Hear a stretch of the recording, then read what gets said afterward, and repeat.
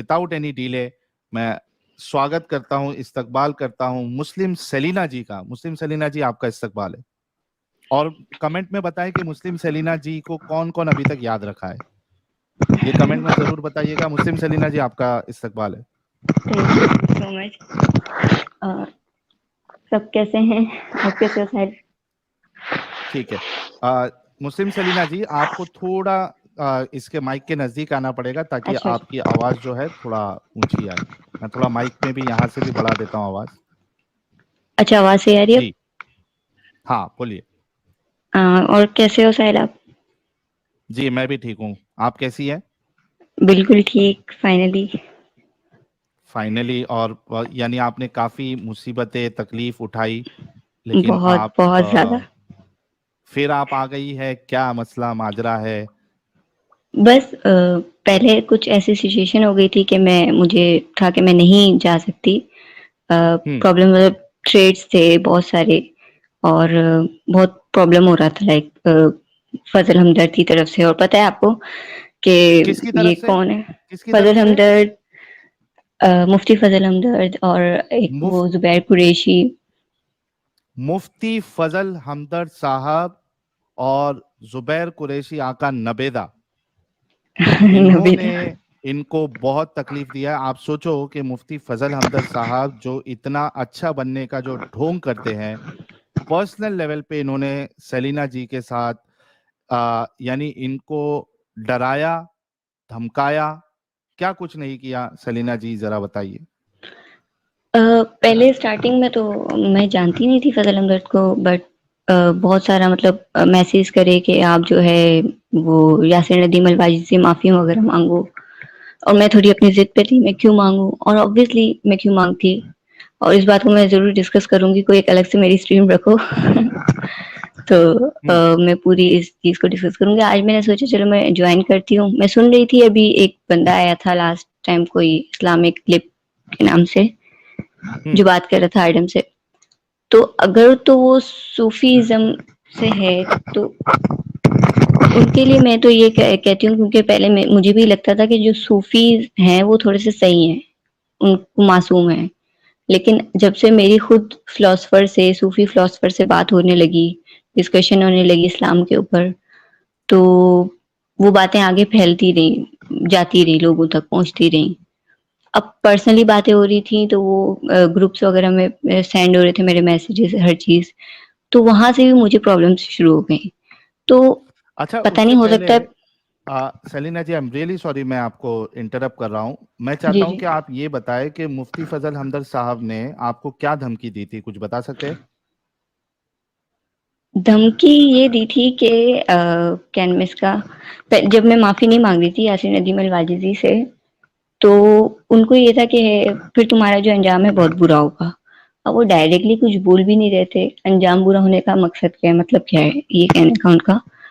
तो any how मैंने कहा माफी तो मैं किसी हाल में नहीं मांगूंगी, आप जो कर सकते हो करो। फिर मेरी जो पिक्चर्स अभी कहीं से आउट हुई, वो आपको पता है। तो हम्म। बहुत इन लोग ने बहुत ज्यादा मुझे डिप्रेशन में डाल दिया था। ऑलरेडी मैं डिप्रेशन में थी, वो मुझे इन लोग ने डिप्रेशन में डाल दिया था। तो मेल्स के मुफ्ती थ्रू मेरी फजल हमदर्द पिक्चर्स। साहब, मुफ्ती फजल हमदर्द साहब, अगर आप सुन रहे हैं, आपको शर्म आनी चाहिए। आपको शर्म आनी चाहिए कि आप एक लड़की को, एक फीमेल को आप मैसेज करके आप उनको धमकी दे रहे थे कि अगर मुफ्ती यासीन नदीम अल वाजदी साहब से अगर आप माफी नहीं मांगा आपने, तो आपका अंजाम बुरा होगा। आप और आपको शर्म आनी चाहिए कि आपने इस तरीके की हरकत की। और आप एक अपने आप को अच्छा और शरीफ और कम्युनिटी में यानी इत्तेफाक और मोहब्बत पैदा करने की जो बातें आप करते हैं, आपको बिल्कुल शर्म नहीं है? आप लड़की को धमकी दे रहे थे मैसेजेस करके, और उनकी उसके बाद आप लोगों ने मिलके इनकी जो फोटो है वो आपने सर्कुलेट की। इतने गए वो गुजरे हो गए हो जुबैर तुम लोग। कुरैशी जो है, वो उसने भी बड़ा कुछ उसने तो बहुत दिमाग खराब किया। उसने तो मेरी स्ट्रीम्स लगा दी अपने चैनल पे, हाँ। हाँ। Without my permission. क्या आप भाई मुझसे पूछ लो पहले, ठीक है, अगर मैं कहती हूँ आप चलाओ, आपने ना मुझसे कोई परमिशन ली, आपने ना कोई मुझसे बात करी स्ट्रीम्स की, और आप जाके लगा रहे हो 2 घंटे पहले मुझे मैसेज कर रहे हो कि स्ट्रीम जॉइन कर लो। दूसरों को तो यही लगेगा ना कि मैं डर गई, मैं नहीं आई। आपको पता है आपने जो करा है, मैं नहीं आ सकती अब लाइव। लेकिन अब आपने ये हरकत करके मुझे उकसाने की कोशिश करी कि किसी तरीके से मैं आ जाऊं लाइव। इसलिए फिर भी मैं थोड़ा खुद को कंट्रोल कर रही थी कि मैं नहीं जाऊं। तो आप मैं first of all thank you Sahil और एडम, क्योंकि आप लोगों ने मुझे इनकरेज भी किया और कहा कि नहीं जाना नहीं है, अभी थोड़ा सब्र करो, कुछ भी करें जाना नहीं है। तो मैंने खुद को संभाल लिया कि नहीं जा रही, ठीक है। जी तो ये सीन जी था। और मैंने कहा भी प्राइवेटली, मैंने उनसे कहा कि मसला क्या है, बात क्लियर करते हैं, बात क्या है, बस आके माफी मांग लो। और अगर जो तुम्हारी तुमने ब्लास्फेमी करी है, मैंने कहा ब्लास्फेमी की, आप प्रूफ दे दो मुझे। तो तुमने 2 साल पहले जो ग्रुप्स बनाया था उसमें तुमने ब्लास्फेमी किया, 2 साल पुरानी तुम लोग गड़े मुर्दे उखाड़ के अब क्या करना चाहते हो? तो फायदा क्या मिला? माफी मैं नहीं मांगूंगी, गलती होती मैं जरूर मांगती साहिल माफी। ऐसा नहीं है कि मैं अकड़ दिखा रही थी या कुछ, मेरी गलती होती मैं जरूर मांगती। मैंने यहाँ पे भी कभी भी आके कोई हुजूर सल्लम के लिए कभी कोई गलत में, जब भी आपने सुना होगा मेरे, अगर मेरी वीडियोस देखो, मेरे मुंह से अक्सर हुजूर सल्लम ही निकलता है, और आज भी, क्योंकि एक आदत हो गई है ना मुझे। तो मैं किस तरह ब्लेसिंग करूंगी? बात ही इस तरह करती हूँ तो ब्लेसिंग करने के लिए एडम जैसा जिगर चाहिए। मैं नहीं करती ब्लेसिंग, मुझे जरूरत ही नहीं है। मैं सिंपली आके क्वेश्चंस करती रही हूँ, बात करती रही हूँ। हाँ, ग्रुप में अगर गलती से कभी कुछ बोला होगा तो उस टाइम मैंने माफी भी मांग ली थी। अब एंड टाइम पे आप आके इस तरह से मुझे उकसा रहे हो, मुझे धमकियां दे रहे हो, अ, मेरी लोकेशन ट्रेस कर रहे हो, पता नहीं क्या क्या कर रहे हो, मैं घर से बाहर नहीं निकल सक रही। और जो मेरे पुराने मदरसे के जो थे लोग, बाजियां वगैरह जो थी मेरी, टीचर्स थे, उस्ताजा वगैरह, वो मुझे घर से भी उठा के लेके गए। तो बहुत प्रॉब्लम्स घर हुई से मेरे उठा के साथ लेके बहुत। गए? हाँ, मुझे घर से लेके गए, मैं 2 दिन गायब रही हूँ घर से। तो एनी वो बात ये थी कि आर्मी उनके साथ इसलिए इन्वॉल्व हो गई थी क्योंकि मैंने जो है ना इस्लाम के एक पॉइंट को आर्मी से कनेक्ट कर दिया था। वो मैंने ये कहा था कि इस्लाम के मुताबिक जो आर्मी की पेंशन है वो मुझे हराम लगती है। तो मैंने कोई गलत बात नहीं की थी, क्योंकि आप घर में बैठे बैठे खा रहे हो और पेंशन के नाम पे आप सब कुछ, आपको ही सब कुछ मिल रहा है। तो उससे कुछ बातें मैंने रिलेट कर दी इस्लाम से। तो इन लोगों को बुरा लगे, इन लोगों को गुस्सा आ गया, इन लोगों ने कहा कि आर्मी का इस्लाम से क्या लेना देना। तो वो आर्मी को गुस्सा इस बात पे आया हुआ था कि हमारी बात क्यों करी है, आर्मी को बीच में क्यों लाई हो, तुम लोग का रिलीजियस मसला है, तुम रिलीजन तक रखो। मैंने एक पॉइंट ऐसे ही क्रिएट कर दिया था, इतना कोई बड़ी बात नहीं थी वो। तो खैर, एक बंदा था वहाँ आर्मी का जो दूसरा ऑफिसर था, उसको समझ आ गई कि मैं क्या हूँ। तो दूसरे रूम में जाके उसने मुझे लेके जाके बात वगैरह करी। तो मैं नाम नहीं लूंगी उसका, बट वो एथियस्ट है कोई, तो मतलब एक्स मुस्लिम एथियस्ट है। अब वो बंदा भी बेचारा पछता रहा है वहां पे, मतलब आर्मी में रहकर वो निकल भी नहीं सकता, प्रॉब्लम से उसको भी निकल कैसे सकते, निकल नहीं सकते वहां से। तो उसने थोड़ी हेल्प कर दी, तो मैं 2 दिन में घर पे आ गई, वरना पता नहीं फिर क्या होता। और उस 2 दिन में बहुत बुरा हाल हुआ है मेरा, बहुत बुरा। मुझ पे हाथ भी उठाया है, मुझे बहुत मारा भी था उन हाथ लोगों ने, उठाया? लिटरली। मेरी उस्तादा थी, उनको बचपन से ही, जब मैं छोटी थी तब मैं पढ़ती थी ना इन लोगों के पास, मैं स्टडी करती थी। मैं आलमा कोर्स जब मैंने इनके पास बैठी थी, तो मैं इस तरह के सवाल शुरू से करती थी। तो जो जो जवाब नहीं दे सकती फीमेल टीचर्स जो थी, तो उनको गुस्सा आता था, इरिटेट होती थी वो मुझसे। वो उनको एक अलग से हसद, गुस्सा नहीं होता वो दिल में, वो था मुझसे पहले से। तो वो बस मार मार के मुझसे उस टाइम का बदला ले दिया, ऐसा मुझे फील हुआ। तो तो बस ये जो ये सीन हुआ। 2 दिन आपको जो लेके जाया गया उसमें आपके ऊपर हाथ भी उठाया गया? हाथ उठाया था, बहुत मारा था मुझे। मेल ने या फीमेल ने? फीमेल ने मारा था, मेल तो नहीं, फीमेल ने मारा था। अच्छा, लेकिन वो आर्मी से कनेक्टेड थे या मदरसे से कनेक्टेड थे? यार देखो, आर्मी जो है ना हमारे पाकिस्तान में, वो ये है कि कनेक्ट हो जाती है जहां से उनको पता है कि उनको सपोर्ट मिलने वाला है। वो सब कुछ जो है, चाहे वो रिलीजियस हो, चाहे पॉलिटिशियन हो, कोई भी हो, तो उन्होंने आपस में एक दूसरे से मेल मिलाप कर लिया होगा, क्या आई डोंट नो क्या था इनका सीन। तो उस पे इन्होंने मुझे कहा कि हम उठा के ले आते हैं। और हमारे, जब जाहिर सी बात है आर्मी उठाएगी तो जो छोटी अथॉरिटीज हैं, जैसे पुलिस होगी, रेंजर्स होगी, वो आर्मी के आगे कुछ बोलेगी। जब मेरी फैमिली गई कंप्लेन करवाने, एफआईआर लॉन्च करवाने, तो जब उनको पता चला कि आर्मी इन्वॉल्व है तो वो पीछे हट गए, उन्होंने एफआईआर नहीं लॉन्च करी।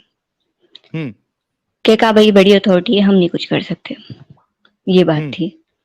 तो खैर मैं समझ गई, मैंने बोला क्या सीन है, बोला मार तो मुझे सकते नहीं है ये लोग, क्योंकि कुछ ऐसे सीक्रेट्स हैं मेरे पास, वो चाह रहे थे कि मैं जो राज हैं जो मदरसे के अंदर के जो प्लानिंग्स इन लोग की चल रही हैं, क्या सीन है इस्लाम के नाम पर, तो वो मैं क्या बात है वो जानना चाह रहे थे, तुम्हें क्या पता है। और मैंने बोला मैं क्यों बताऊं, जब बताऊंगी तो मैं लाइव जाके बताऊंगी।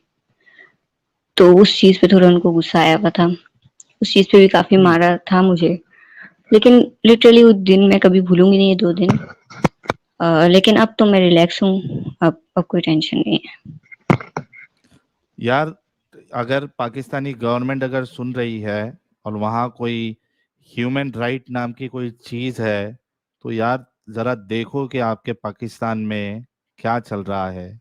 एक लड़की जो कि वो कह रही है कि मैं मुस्लिम हूँ, मुझे बस कुछ सवालात है मेरे, उसके जवाब चाहिए। वो उसके इस पूछने पे आप लोग जो है किसी को 2 दिन के लिए कैद कर लेते हो और उसके बाद उसको टॉर्चर करते हो, ऐसा टॉर्चर करते हो।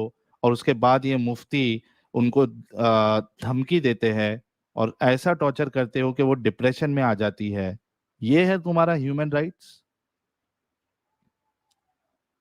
ये है तुम्हारे इंसान की कदर, इंसान की वैल्यू तुम्हारे नजदीक?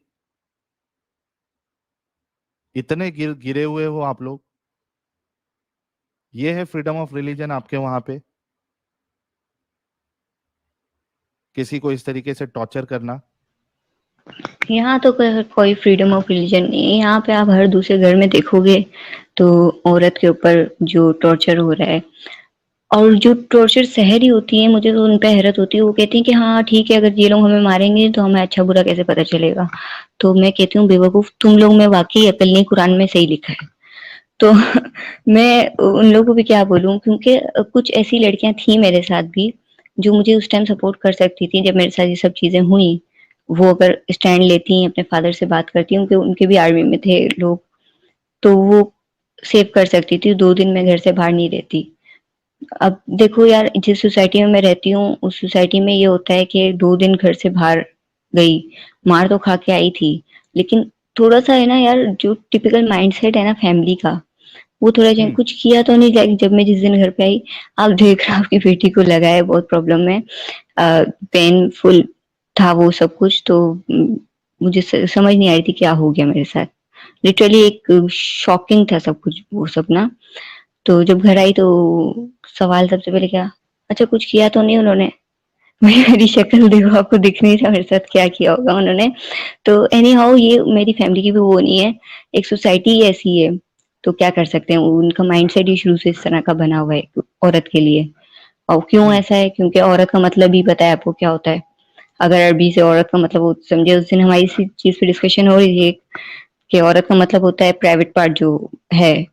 तो वो एक औरत को, लड़की को उसी नजर से देखा जाता है, हम्म पैक रहो, सेफ रहो, कोई हाथ ना लगाए, कोई टच ना करे एंड सो ऑन। क्यों, क्योंकि यार ये सब चीजें इस्लाम ने ही सिखाई है, मजहब में ही है। तो वो माइंडसेट ही उनका इस तरह का बना हुआ है। तो उस चीज को लेके भी ज्यादा थोड़ी हो गई थी कि यार फैमिली की तरफ से भी कोई खास ज्यादा सपोर्ट मिल नहीं रहा। लेकिन एनी हाउ मैं बहुत खुश हूँ कि मैं सब सब कुछ नॉर्मल हो गया अब फाइनली। आ, सेलिना जी, सबसे पहले तो मैं आपकी हिम्मत को, आपके हौसले को, आपके करेज को मैं सलूट करना चाहूँगा कि इतना सब कुछ होने के बाद भी आप डटी रही, आप हिम्मत नहीं हारी। ऐसी जगह पे रह के कि कुछ भी हो सकता था, कभी भी आपकी जान जा सकती थी, आपको जला दिया जाता, आपको मार दिया जाता, आपकी लिंचिंग हो जाती। क्योंकि हमने देखा है कि वहाँ पे इस्लाम पर सवालात उठाने पे या कुछ बोलने पे या अनजाने में कुछ करने पे वहाँ पे लोगों की जान चली जाती है। ये आप उसके बाद भी डटी रही, आपके हौसलों को, आपकी हिम्मत को मेरी तरफ से सलाम। और मैं चाहूंगा कि हमारे जितने व्यूअर्स हैं वो भी हमें हमारी मुस्लिम सेलिना जी के लिए एक गुलाब जरूर भेजे, क्योंकि she is a very very very very brave lady. Hats off to you Selina ji. Thank you so much. अच्छा, वैसे ये क्वेश्चन मेरा खुद भी माइंड में था कि यार कत्ल क्यों नहीं कर रहे, एक ही बार खत्म कर दूं, कि एक ऐसी सिचुएशन हो गई थी ना, दिमाग बंद हो गया था मेरा काम करना, कि यार बस मैं हम्म। थक गई हूँ, अब मैं नहीं कर सकती कुछ भी। तो मैं कह रही हूँ मार दें, खत्म हो जाएगी बात ही। लेकिन वो कुछ कर भी नहीं रहे थे, क्यों? क्योंकि उनको एक था डाउट के जो सीक्रेट्स है मेरे पास वो किसी और के पास ना हो तो मुझे पता चल जाए। खैर 2 दिन में मैटर तो खत्म हो गया था, बट ये था कि एक यादगार रह गया मेरे लिए कि। और जो हार नहीं मानी, कुछ लोगों का ये भी कहना है कि मैं जो है जिद पे हूँ, इसलिए मैं हम्म। हार नहीं मान रही हूँ। तो ऐसा नहीं है, जिद एक होता है बिलीफ, मेरा कुछ और कॉन्सेप्ट है खुदा के लिए, मेरा कुछ और कॉन्सेप्ट है इस पूरे निजाम को जो चल रहा है जैसे, तो वो मेरा बिलीफ है।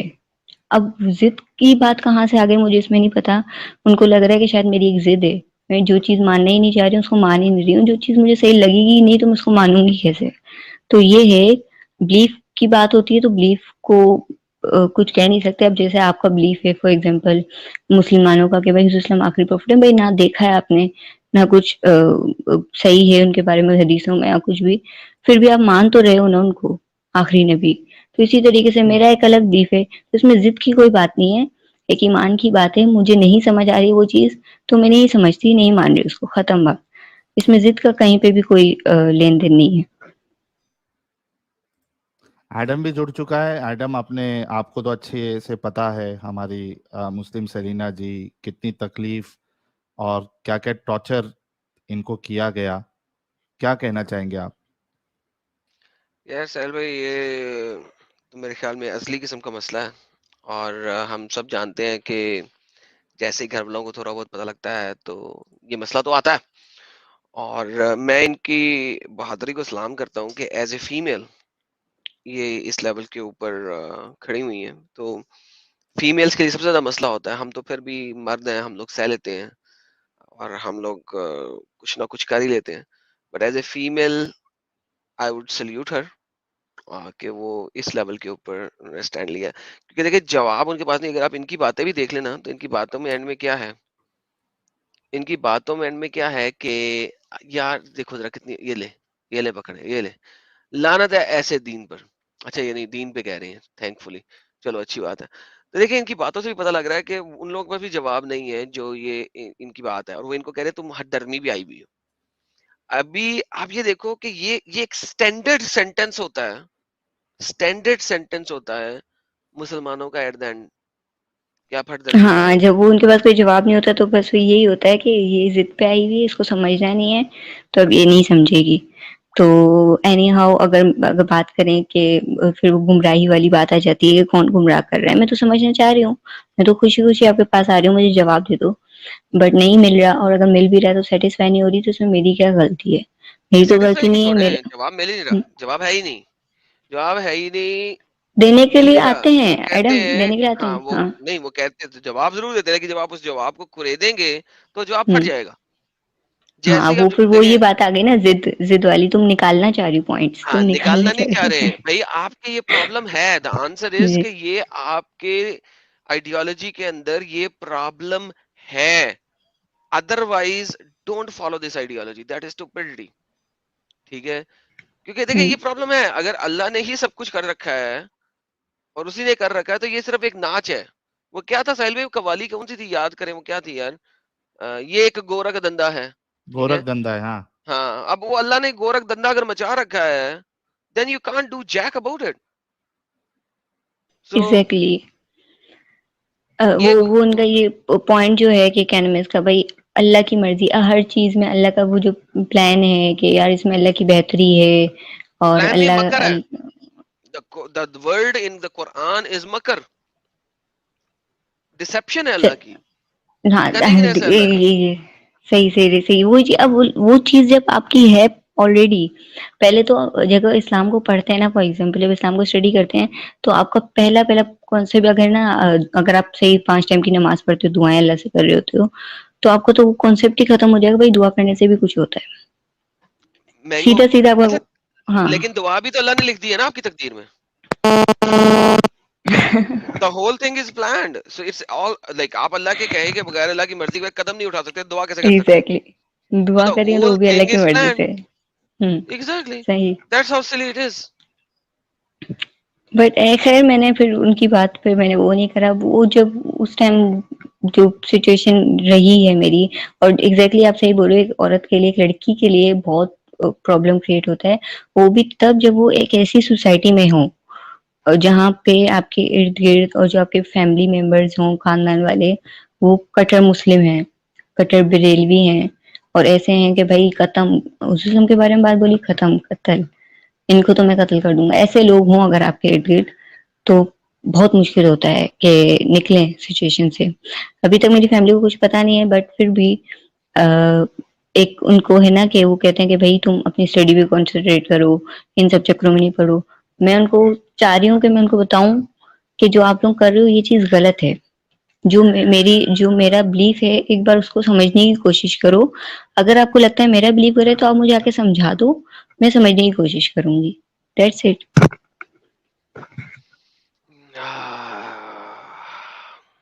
यही तो बात है कि वो समझा सकते नहीं है, उनके पास आंसर्स हम्म है नहीं, लेकिन they want hmm us to believe with a blind faith, with a blind face.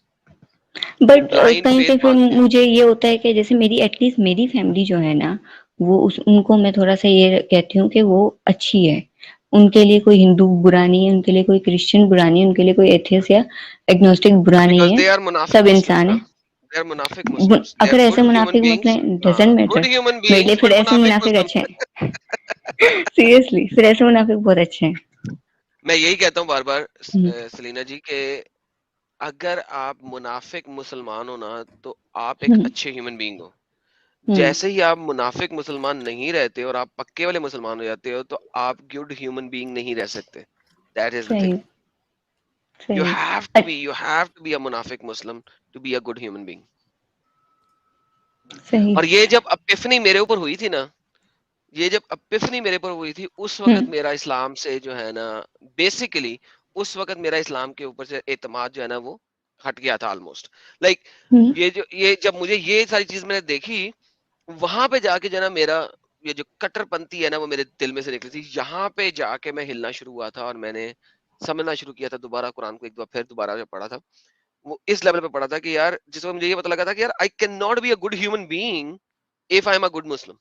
It's not possible, it is not possible कि हम्म। आप एक गुड ह्यूमन बीइंग भी हो for everyone, not for Muslims only, for everyone, और एक मुसलमान भी हो। That's not possible. एग्जैक्टली, ये तो ठीक है। अब वो जो कुछ लोग हैं ना जो मुस्लिम हैं और गुड हैं, बहुत अच्छे, बोलते नहीं कुरान में तो ऐसा नहीं लिखा, उन्होंने एक्चुअली, मैं ये कहती हूँ, उन्होंने कुरान नहीं पढ़ा।